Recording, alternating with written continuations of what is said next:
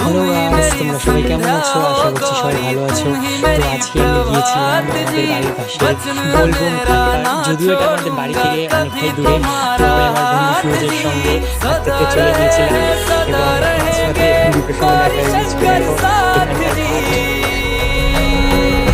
है गौरा पार्वती, है गौरा पार्वती তো जी দেখো আমরা भोलेनाथ কিভাবে जी ओ পাবলিক शंकरनाथ বানাচ্ছে जी আর বাংলা ओ হচ্ছে একদম भोलेनाथ পুরো। जी তো শেষমেশ ओ মূর্তি তৈরি হওয়ার পর আমরা দুজন পুজো দিয়ে দিলাম। হয়তো অনেকে ओ ভাবছো আমি তো সঙ্গে সঙ্গে भोलेनाथ গিয়েছিলাম, जी পুজো দিচ্ছি না, তো সেখানে পুজো দিচ্ছি না, সেটা পরামর্শ দেবো। शंकरनाथ जी যেহেতু আমরা চলে গিয়েছিলাম শেষ সোমবারে, তো সেখানে ভিড়টা যথেষ্ট মাত্রায় অনেকটাই ছিল, কিন্তু আমরা তো গিয়েছিলাম সকাল 5:30টার দিকে, তখন প্রায় বেশিরভাগ মানুষই চলে গিয়েছিল। তো দেখো আমরা এখন লাইনে দাঁড়িয়েছি, অনেকটাই পরিষ্কার হয়ে গেছে, সকাল 6টা বেজে গেছে, কিন্তু তার লাইন দেখো, লোকের ভিড় দেখো, মন্দিরে এতটা লাইন আপনি দেখে ভাবতে পারবেন না। তো 10 টাকার কুপন নিয়ে আমি লাইনে দাঁড়িয়ে পড়েছিলাম।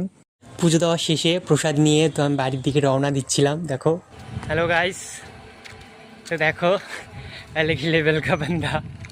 তো দেখো পুজো দিতে গিয়ে কতগুলো প্রসাদ নিয়ে এসেছি, আর এই লেভেলের বান্দা শুধু প্রসাদ খেতে যে লাস্টে পোলাও না পেয়ে দেখো কি নিয়ে এসেছো, দেখো কি নিয়ে এসেছো, দেখো বাড়িতে প্লেটই নিয়ে এসে পড়েছে, ও বাড়িতে প্রসাদ খাবে।